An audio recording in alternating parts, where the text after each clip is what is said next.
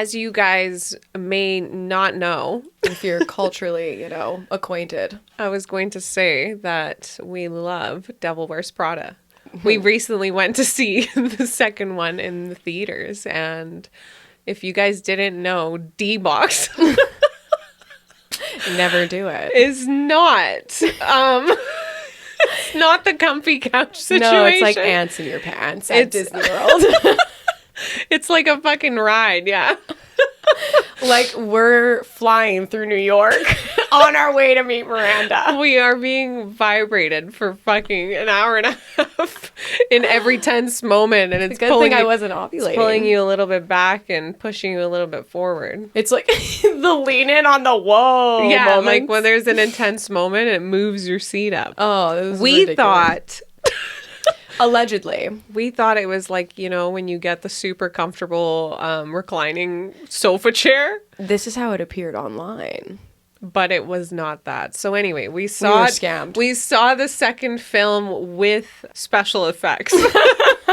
Correct. And we're here to tell you guys our opinions. It really brought us back to, 06 when we were in grade 6 watching it for the first time. Actually, yes, though. That's actually fucked up how it's been 20 years, but it's a beautiful film. It's a beautiful film. It's like one of the best films of our era. Agreed. The first one. Yes. The first one, I think, is definitely top Oh, a million top 5 percent. movies in my head. Oh, yeah. Like of all time. Yes. Even top 3 almost for me. Yes. So scene number 2 was very exciting. We were kind of flabbergasted that 20 years later they decided to have a sequel. Yeah. But it was so necessary. I feel like I was reborn. Yeah, and I was just excited to see them again on screen. I didn't even give a shit what they were going to do or what the storyline was going to be. Like, honestly, I think, like, is there a world in which I could have even disliked the second film just based on the fact that I love the character so much anyway? I don't think I could have. Like, it could have sucked, and I'd be like, oh, that's fucking great. Yeah, I still would have just been like, I'm just so happy to see them all on screen together again. Yeah, and like, I think a lot of people felt their that development. way. Like, I think a lot of people that were fans of the first movie were just like, I was just stoked that they even did this. And I think the issue where you see people not liking or getting confused with the second film is because they never watched the first one. You literally cannot watch the second without we watched the first one in a couple days prior. Yeah, just to revamp. It drove an entire generation. We feel like there's a ton of characters in these movies that are super, like, on brand for Hoda CEO. 100%. And the things that we talk about. So we wanted to dive a little deeper into these characters. Well, obviously, we have to kick it off with Miranda. Yes. Like, the icon. I would say Miranda Priestly is probably my favorite female movie character of all time. I concur. Because all of my other top movies are male leads. Yeah. And she is just so fucking good. Yeah, I like, there's no notes. Yeah. There is nothing she could have done better. I actually am baffled that they did what they did even back then. Because it was such an expose of the industry, especially through Miranda. Yeah. I don't know. Like, you just, in my eyes, it's like you couldn't hate her. No, even if you wanted to. She was such a boss bitch that there was just no way you could dislike her. I always thought I'll never not be obsessed, and everyone, even though she's like the quote unquote villain, right? She's not. She's everyone's favorite villain, character. Yes, I agree. Yeah. I don't know, like, any women that I've talked to about the movie that don't like Miranda. Yeah, because it's just like finally a woman in like a role that typically like a man gets praised for, and she would get hated for. And she does get hated for, Yeah. but she just continues on anyway and is Fuck like, yeah. fuck everybody. That's all. Yeah, it's all about money for me, bitch. And I'm like, that's fucking right, it is. Yeah, like, oh my God. Love that. Love Miranda. Channel her energy. Always channel Miranda. Yeah. Did your opinion of Miranda change in the second movie? Because I feel like a lot of people online kind of felt like she was super soft in the second movie. She was super soft, but it's a depiction of what today's day and age is. Yeah. Because, yeah, back in 06, are you kidding? Like, anything went. There was no filter. Especially in the fashion, TV, like America's Next Top Model, all that stuff. And it happened. It was so different. Like, so now when they're depicting like what it would be like now and like the type of terminology you have to use to censor yourself, and she's like trying to just censor herself, but she's like, ugh, like, what was my body negative. She's like, shouldn't it be body negative? And I'm like, you're fucking right, it should be. I love it. It was so good the way that she was like forced to kind of adjust, but was still like not really willing to, but was doing anything to just stay on top. Yeah. I felt like the second movie was just so wholesome. Yeah. Like That's it. They really wanted to kind of bring the warmth of the characters more. Yeah. I think that's what people probably think by soft. Yes. But I'm like, I don't think they like made it woke by any means. No. We were worried about that. We were so worried that we're like, oh my God, with all every movie that comes out now. Please, like, you keep never the OG. know. Yeah. Like when they take like one from early 2000s and like sequel it and make it woke, it's like you just ruined it. There was no point in your sequel. Yeah. Like just stick to the OG. People love it. They're not going to get offended, and if they do, they won't watch it. Yeah. I think they didn't get as savage in this one for sure, but they did a good job of like trying to balance the... Yeah, it was still like incorporated, but not in a wokey way. Mm-hmm. So that was excellent. Excellent work. Excellent. Do you think you would ever work for Miranda? Fuck yeah, I would love to work for Miranda. I'd be like, oh my God, chew me out. Exactly. I would like, yeah. I weirdly thrive off like the negative comments. Yeah. So it's like if you tell me like I fucking suck, I'm like, oh, I'm gonna be better. I'm gonna fucking prove you wrong. Be like, thank you. Yeah, thank you for not lying to me and babying me. Yeah. A lot of like characters like Andy, for example, would need like that validation. We'll get into that, but yeah, Miranda's like, just do your fucking job. Like, congratulations for doing your job. Yeah. And I'm like, that's exactly what we think every day. Figure it the fuck out, you know? Like, that's the vibe. It's like, how is everyone so fucking stupid? And it's like, relatable. Yeah.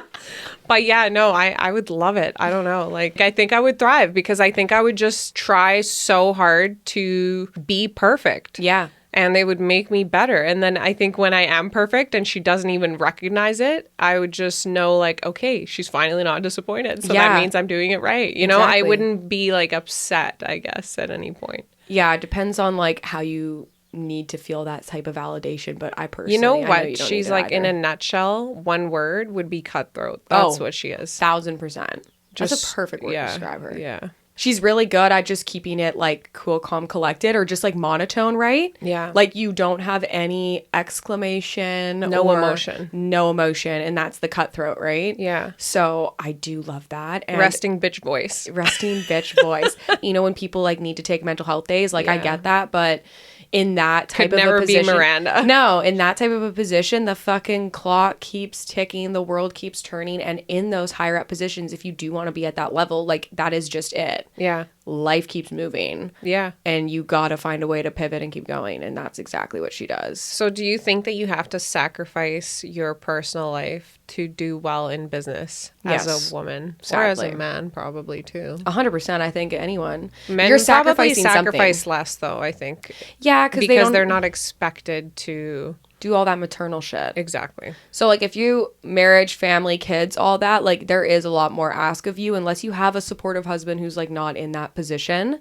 Like you just reverse roles in a way. But I don't know. I think 100% like any like high level whatever, you're sacrificing something. A lot of people don't realize what it actually takes to be so successful. And she does such a good job of portraying that. Exactly. Like, that's how you have to be if you want to be where I'm at, you know? Like, that's the kind of shit that she's kind of, like, saying even. And so... Yeah, like, do you really want this People are like, life? oh, yeah, exactly. Don't like, be ridiculous. Oh, my God, like, what a this. fucking bitch. Like, she's so evil, or she's just such a cunt, or she doesn't care, or she's not a good family woman, or whatever, right? And then at the end of the day, it's like, well, do you want it, or do you not want it? Yeah. Because that's just all it is. If you want it, that's what it fucking takes. Yeah. And if you can't face that reality, you're probably not going to get it. 100%. Yeah. Couldn't agree more. Let's move into... Andy Sachs. Andy. Was she where would you rank her? Like, I honestly weirdly feel like Andy's like almost my least favorite. Out of like the four main characters, basically, right? Like, I don't know what it is. Like, I know in the beginning I was kind of like, okay, like, yeah, you are like annoying. No, I totally agree with you. But like, I think regardless, she is my least favorite for sure. I'm sure she's probably everybody's least favorite. Yeah, because it's like, I don't know what it is about her. Or maybe not. Maybe she's not everybody's least favorite. Maybe she's our least favorite because we relate with her the least. We relate with her so little. Yeah. I do agree because, yeah, there's just no way, like, I would react that way to criticisms. Mm-hmm. But she was just, like, constantly needing that validation, and that's when Nigel would be like, oh my God, grow the fuck up, yeah, right? and she's all coming from this place of, like she's not so high and mighty like Miranda or like Emily, you know, and it's, like, fashion. Like, yeah.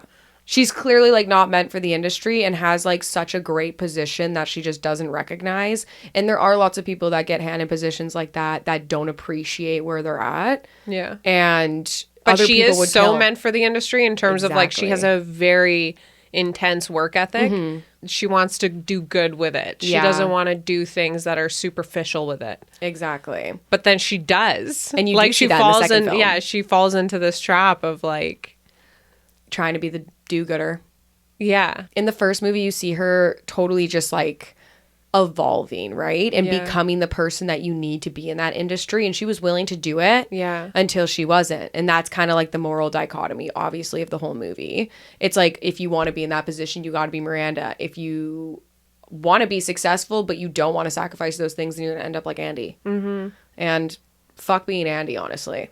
Like, that's all I have to say. Yeah, exactly. After seeing the sequel, fuck being Andy. Do you think that she was right to leave in the first movie? Obviously, you don't think she was right if you just said that fuck being Andy, basically. Well, yeah, I genuinely think she should have fucking left, like, the first day. Oh, really? Like, instead of dragging it out and realizing last moment. Yeah, because it's like you took that opportunity from, let's say, Emily, and then you ended up doing nothing with it. And then even when Miranda calls her out at the end of the first movie, you know? Going like, hey, actually, you just did that, bitch. Yeah. And then that's when she went, oh my God, I am fucking becoming this bitch. So then she, like, ran away from that. But then in the second movie, she comes back and tries to fuck over Miranda with the book. Yeah. Like, she's low-key plotting, writing this whole book behind her back, even though Miranda knows about it right away. Yeah, I love Miranda, God. But it's like, so you're being that person again. So it's like you always end up circling back to who you are deep down inside. Yeah, I guess so. I guess the industry just exposed who she really is. Yeah, exactly. That's all it is. Like, I think when you're put into like a pressure cooker like that, it does expose your traits. Yeah. Whatever direction you'd go, because you have the choice to walk away before going to Paris in the first movie, but you don't, you know? Do you think Andy was a pick-me? Andy is a fucking pick-me. This is my thing. Like, I'm not like others, you know, even when, you know, we get the whole iconic spiel. The fucking sweater scene. Yeah, this stuff. Oh, yes. Picked out by people in this room. Yes, yes. And you are part of, like, you know, just like... she like, you think you're so high and mighty, but you're still out here buying clothes. That we inevitably picked out for you. You're just buying the most watered-down version. Yeah, disgusting. So, like, honestly... she called her right the fuck out. Oh, it was amazing, and I think that really was the pick-me energy. Like, I remember watching it and being like, ew. Yeah. Like... you're not better than them. You also look like shit. Well, I think that was the point. Emily. I find it funny that she would call Andy Emily all the time, but there's actually an Emily. So I'm like, you got two Emily. She was just like, you're all meshed. Like, you're all my fucking minions. I don't give a fuck what your name is. Emily, do your job. She's calling you. I'm like, yes. So good. Peasant is what it sounds like. Exactly. It looked like the whole beginning of the first film was like boot camp, like fashion boot camp, seeing if you could make it. It was like reading David Goggins for fashion. Yeah. Like, who's going to carry the boats? Who's going to carry Miranda's jacket? Like, it was just like, fucking make it or die. So true. We can talk about the first film, Emily. But second film, Emily, I actually loved watching her character development. It was super interesting to see, like, she just hated Miranda so much. But, like, envy. The envy was, like, her downfall. Yeah. And I genuinely did not see the plot twist in the second movie coming. Mm-hmm. I don't know why. I feel like Emily had me neither. I felt like Emily had the biggest plot twist of all. Yeah, and it's like Miranda's just like... because I really loved Emily. I love her too. Like, she's so passionate. I love her character. I think she's such a little like mini Miranda, but she's also just like young kind of and still like immature. Spunky. Yeah. I loved seeing her at Dior thinking like she's running the fucking ship and like she's gonna be... I didn't anticipate her being the bad guy. No, they turned her into the villain, right? And I was like, fuck that. Like, I love Emily. So that kind of pissed me off. I kind of ship Emily, yeah. So I was I was like, ugh, like, I don't know. It sucked seeing her be the bad guy. I didn't want her to be the bad guy. With Emily, in the second one, when Miranda was basically expressing, you know, you don't have that it factor, right? Like, you don't have that vision. Yeah.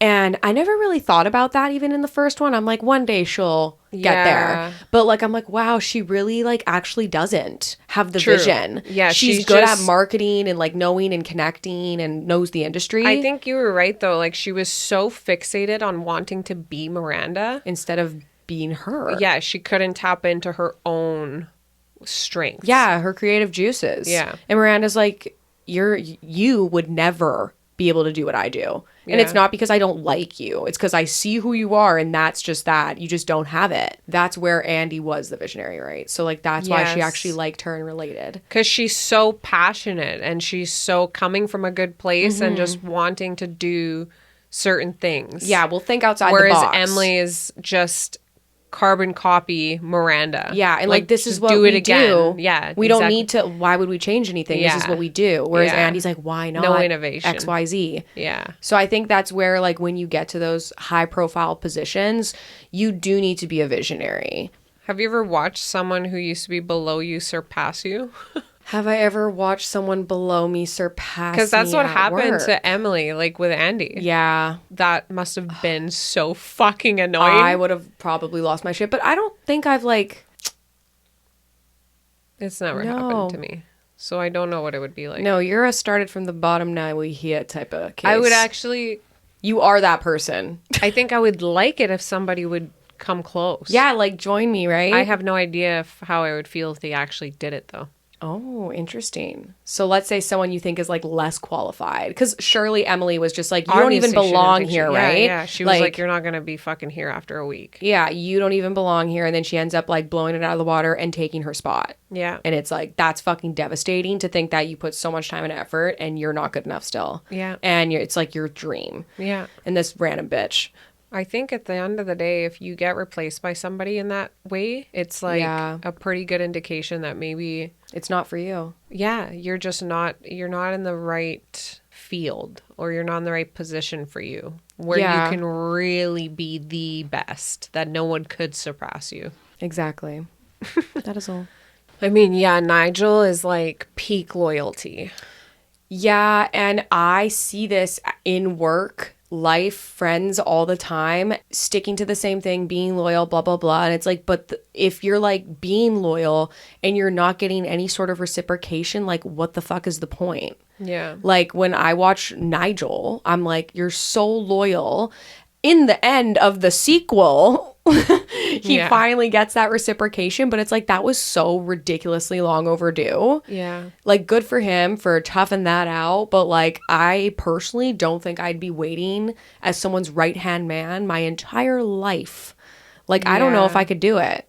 But he's just loved the industry and was so loyal to the like bitter end with her. Yeah. I do think that he was just so worried about breaking that relationship with Miranda. Yeah. That he would rather stay in the gray area. Yeah. Instead of asking. Instead of just communicating, because he's just afraid to like cause any rifts. Yeah. Nigel, for me, it was like loyal, knew what he was doing. She never questioned his loyalty or anything like Miranda didn't. Yeah. So it's like, that's a great position to be in, but he definitely needed to communicate. And there's just so many people at work like that too. Yeah. And it's really like sad to watch people waste their time or potential just like being super, super, super ultra loyal and not getting any sort of reciprocation for it long term. Yeah. I think that's why him and Andy connected, because she was the first person to see or validate that like you are so good. Yeah. Like you're so hardworking, you deserve more. Yeah. And so I think that's why kind of he like went out to bat for her, because he was the one that brought her in the second movie. Oh, at the end of the film, I was like, no way. Yeah. I cried. Yeah, so cute. He's like, you think they just randomly called you? That's funny. Yeah. I'm like, oh, bitch. But that's just it with him too, is like, yeah, we can say like, what was it all for?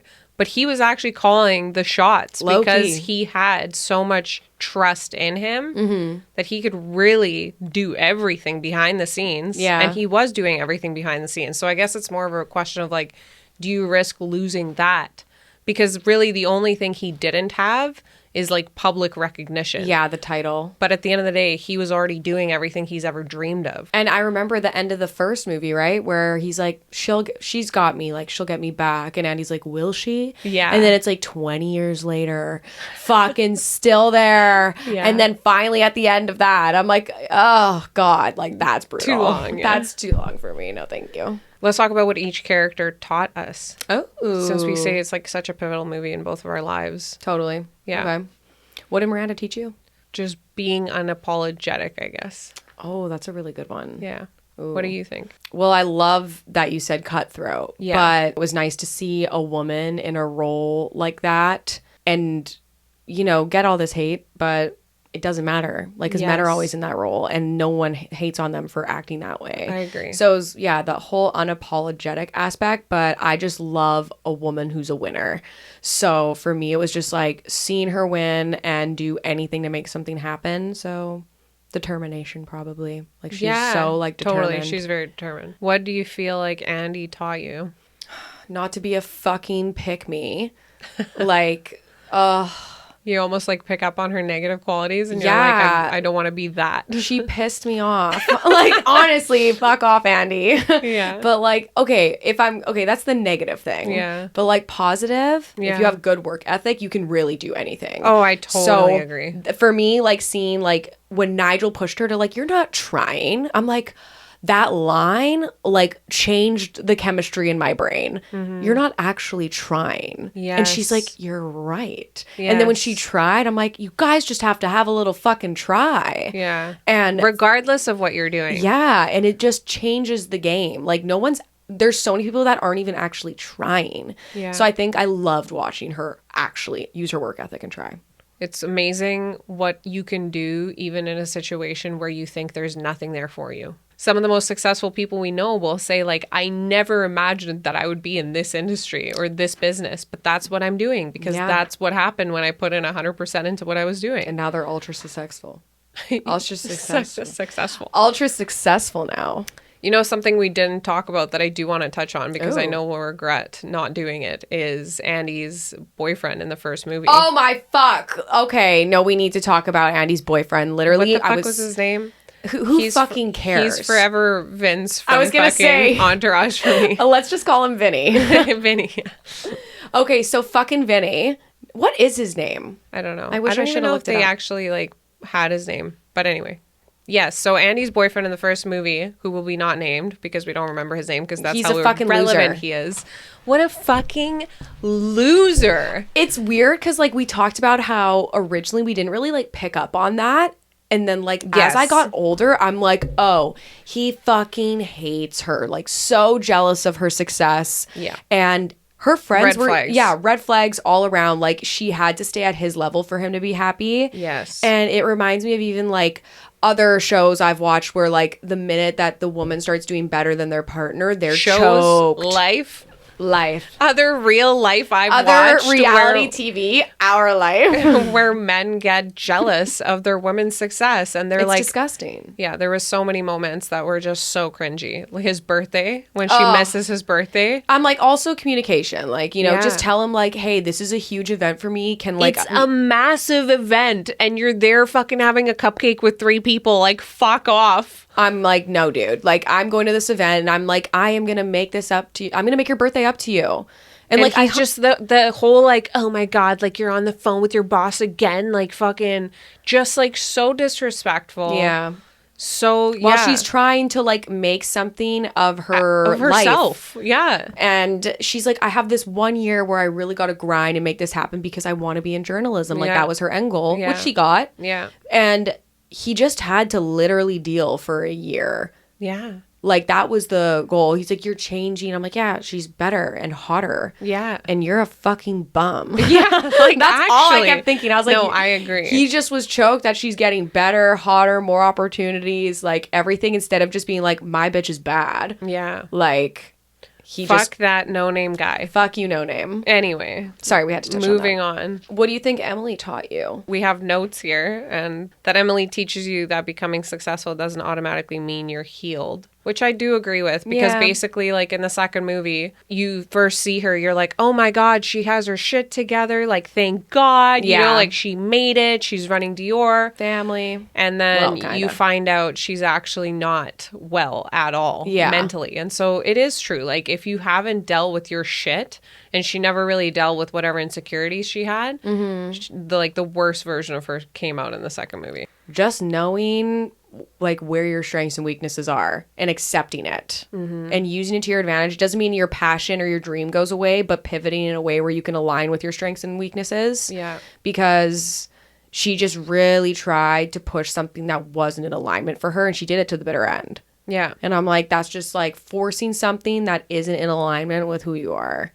Who do you feel like you related with the most? Miranda. Like, I just, like, I'm like, shut the fuck up, do your job. Like, I don't want to hear about it. Fucking, do you want a fucking pat on the back for doing a good thing? Like, I don't know. Yeah. When it comes to work, like, oh, that is so on par. Yeah. And I do sacrifice, like, social. Like, I know we both do. We sacrifice social, other life events, family time, whatever, to get to where we want to go. And it's, like, long-term gain in my head, and I'm not like mad about it. So do you agree? Obviously it's Miranda. Fucking Miranda. Who wouldn't want to be us? Yeah. Who, you know? Don't be ridiculous, Anastasia. Everybody wants this. Yes, exactly. But love both movies. Love. 10 out of 10. One of the best movies of our generation. Yes. Taught you so much. So many lessons in there for business, relationships, life. And honestly, like, the biggest hoe to CEO move I've ever fucking seen. Agreed. Kunka. Okay, you house. That's all. That is all. It's time for us to go. That's all. We'll see you fuckers next Friday. That's all.